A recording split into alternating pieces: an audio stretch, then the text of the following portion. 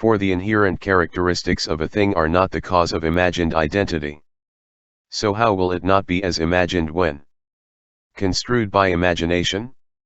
The imagined description and inherent characteristic are different. The construed and inherent characteristics, blessed one, are differently caused. They will not become as they are imagined in relation to each other by unenlightened ordinary people. But this is called the meaning of turning away from people's false imaginations. They are not actually there as construed by imagination. How is it, blessed one, that after having rejected people's notions of non-existence and existence, you throw them back into a notion of existence by assumption that the domain of ultimate knowledge is an object of sense? By assumption of its inherent existence as a thing, and nullifying the teaching of detachment by teaching that ultimate knowledge is a self-existent object?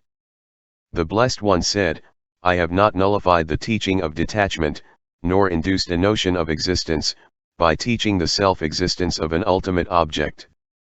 But in order to remove the fears of people who have always been immersed in the appearance of things as self-existent, I teach detachment by means of a view presuming ultimate knowledge exists on its own as an object.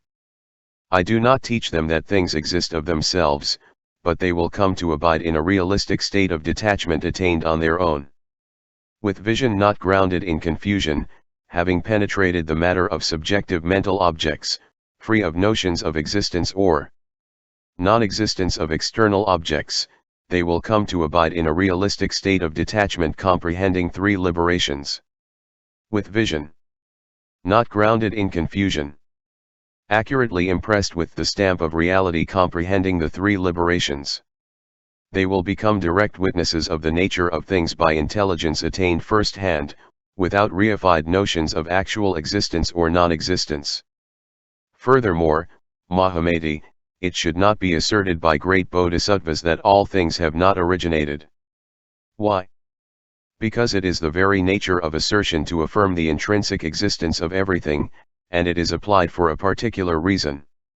In saying by way of assertion that all things have not originated, Mahamati, a great bodhisattva fails in the assertion. Whoever asserts that all things have no origin, his assertion fails because of the nature of assertion, implying reference. Hence that assertion itself does not originate from within all things, because of the non-occurrence of the characteristic of non-origination to which the assertion refers. The statement that all things have not originated fails. The truth or untruth of the assertion does not originate in the elements of logical argument. For that assertion comes from description of non-occurrence of reality or unreality in all things. If they make the assertion that all things have not originated by means of that unoriginated assertion, this in itself implies destruction of the assertion. Because the truth or untruth of the assertion is something that has never occurred, the assertion cannot be made, for that assertion itself would never have occurred. So that assertion, Mahamati, should not be made. Because of the corruption of the elements of the logical argument by many flaws, and because of being constructed indefinably as mutual grounds, assertion of the elements of the logical argument is not to be made, namely that all things are unoriginated. Thus it should not be asserted by a great bodhisattva that all things are empty and have no inherent nature. But a great bodhisattva should teach that all things are like illusions and dreams due to the non-objectivity of sense objects. It should also be taught positively that all things are like illusions and dreams because of how views delude intelligence, except to prevent the fears of the unenlightened. For ordinary people, Mahamati, are unenlightened. Fallen into views of non-existence and existence, they would deny out of fear. When afraid, Mahamati, they become alienated from the great vehicle. So it is said, not inherent existence, nor representation, nor substance, nor yet receptacle. For these are imagined by the unenlightened who think wrongly, who are as if dead. All things are unoriginated for the purpose of all philosophical arguments. For no things have ever come about complete with proof. One cannot construe all things as unoriginated by insight, since for that very reason the understanding of that conclusion is lost to them. Just as a corneal distortion is wrongly apprehended by people with dim vision, so is this conception of existence wrongly constructed by the unenlightened. The triple world as a construction of representation does not exist as a thing on its own. Thinkers will imagine the representation as something actually existing. That is an interpretation, an object, a representation, and a mental struggle. Transcending that, my heirs live without false ideas. Like a mirage in the sky taken as water where there is no water, it is an object to the unenlightened, different to the wise. The vision of the wise, who perceive the imageless, is pure. Coming from three liberations, it is independent of origination and destruction. For the imageless, for practitioners, is not in the non-existence of things. The realization of the wise is produced by equality of being and non-being.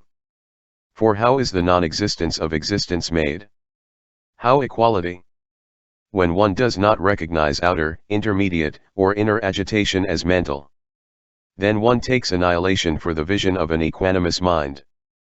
Mahamati also said, according to what has also been said by the Blessed One, when it does not apprehend a graspable object, knowledge is then based on representation alone. Due to the non-existence of anything that can be apprehended by representation, there is no apprehending of that which apprehends either. Because it has no apprehension, knowledge does not occur as an expression of imagination. Then, Blessed One, does one not gain knowledge due to not perceiving the sameness and variety of particular and common characteristics of things? Or is knowledge not obtained due to disregarding the identities of things with a variety of particular and common characteristics? Or does knowledge fails to apprehend the knowable due to the interference of walls, screens, barriers, enclosures, earth, water, wind, or fire, or being too remote? Or too close? Or does one fail to obtain knowledge as a knowable object on account of infancy, senility, or blindness?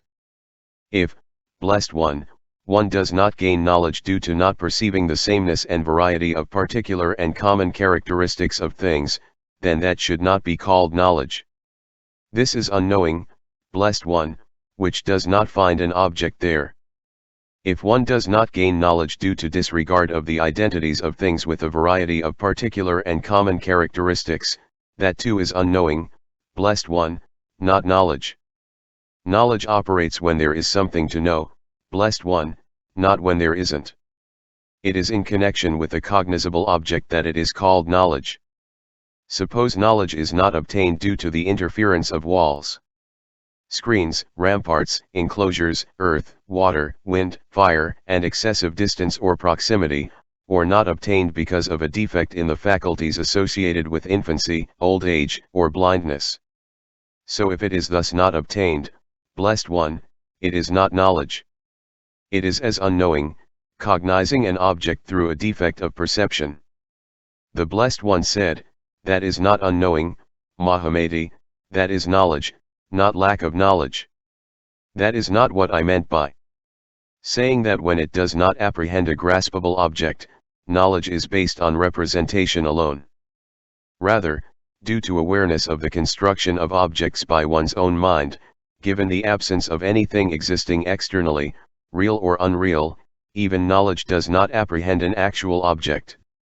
Because of that non-apprehension, knowledge and objects of knowledge both do not occur. With attainment of the three liberations, there is no apprehending of knowledge either. But thinkers whose intellects have always been under the influence of propositions of existence and non-existence do not discern this. And, not discerning, they explain mind alone as the cessation of thought construction by negating the existence of things characterized by an external material foundation. Immersed in involvement in grasping descriptions of self and possession, because of not realizing it is a construction of a subjective mental object, they construe knowledge as an object. And by construing knowledge as an object, because of not discovering the non-existence of external things, they take to a notion of annihilation.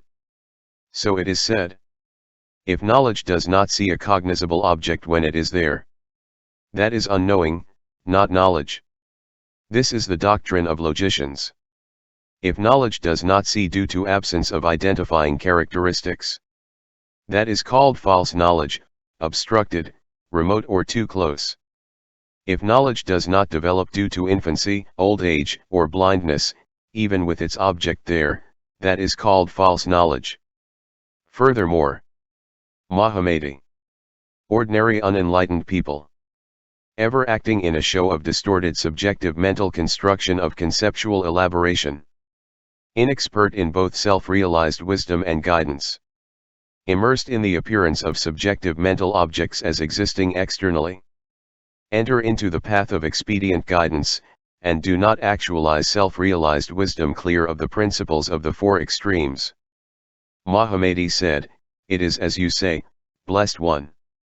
Let the Blessed One indicate to me a definition of guidance and realization whereby I and other great bodhisattvas in the future and present may not misapprehend expertise in guidance and realization, like faulty thinkers on the vehicles of religion and philosophy, hearers, or solitary illuminates."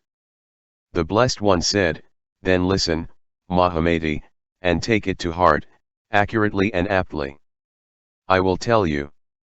"Very well, Blessed One." So saying, the great Bodhisattva Mahamati listened to the Blessed One. The Blessed One said this to him: "The normative method of those who arrive at reality as is, the able, the perfectly enlightened, past, future, and present, Mahamati, is of two kinds. Namely, a method of guidance and a method of restoration of realization. Of these, the method of a path of guidance refers to the instruction in the various collections of scriptures. They teach people according to their mental propensities. Then what, Mahamati, is the method of realization? That by which practitioners dispel construction of subjective mental objects. That is to say, the realm of ultimate attainment first hand, which does not fall into extremes of bias toward oneness or otherness, both or neither, and is beyond thought, intellect, and cognitive consciousness, detached from descriptions of views connected with cause, not experienced by any false thinkers on the vehicles of religions and philosophies, hearers and solitary illuminates, who have fallen into dualistic extremes of non-existence or existence. That I call realization. This, Mahamati, is the description of realized wisdom and guidance that you and other great bodhisattvas should work on. So it is said. My doctrine is of two kinds, realization and guidance. Guidance, I teach to the ignorant. Realization, to the cultivated. At that point Mahamati, the great bodhisattva, also said this to the Blessed One. It has been said by the Blessed One, the realized, the able, perfectly enlightened one, at one time, one on occasion, that the inspiration of various formulas should not be fostered, engaged in, or partaken of as does the materialist, which is propitiation of worldly desire in the devotee, not absorbing truths. For what reason has the Blessed One said this, that the inspiration of various formulas is materialistic, devotion to which is propitiation of worldly desire, not absorption of truth? The Blessed One said, the materialistic inspiration of various formulas, Mahamati, deludes the unenlightened by various expressions of purpose. It is not reasonable, or beneficial, yet he teaches any nonsensical prattle whatever. For this reason it is called the inspiration of sundry spells of the materialist. He attracts the unsophisticated by the beauty of a variety of sounds, and does not guide by application of true principles. Not understanding all things himself, he deludes the unsophisticated with views fallen into two extremes, and also ruins himself. Because of not being liberated from attachment to a way of life. Not being aware of the construction of subjective mental objects, being engrossed in the identities of external things, imagination does not cease. Hence, Mahamati, for this reason, the materialist imagination of various formulas, not free from birth, old age, sickness, death, grief, lamentation, suffering, dejection, and so on, deludes the unsophisticated with various expressions evoking paradigms of cause. Even Indra, Mahamati, whose intellect had digested many sciences, and an author of treatises in his own voice. A student of his in the guise of a serpent declared in Indra's court in heaven, either your thousand-spoked chariot must break, or may every one of my snake heads be cut off. And the materialist student in the guise of a serpent defeated the Lord of the gods with the same doctrine, destroyed the thousand-spoked chariot, and came back to this world. Such Mahamati is this fixation on various materialistic paradigms of cause by which even an animal, having studied, deceives deities and titans with various verbal expressions, engrossing even them, to say nothing of humans, in the notion of coming and going. So, for this reason, Mahamati, materialism is to be abandoned as a bearer of causes of production of misery. One should not serve it, be devoted to it, or be associated with it. For only apprehension of objects by bodily perception, Mahamati, is taught by materialists by means of various verbal expressions. Materialism is 100,000-fold Mahamati, but in the twilight of the world, in the last 500 years it will become fragmented because of being led on by wrongly conceived notions of cause. It will become fragmented because of not getting students. It is not their own doctrine but this same fragmented materialism. Mahamati, adhering to various arguments, that is taught by philosophers, while immersed in the presumption that it is their own reasoning. For none of the philosophers has a doctrine of his own science, Mahamati.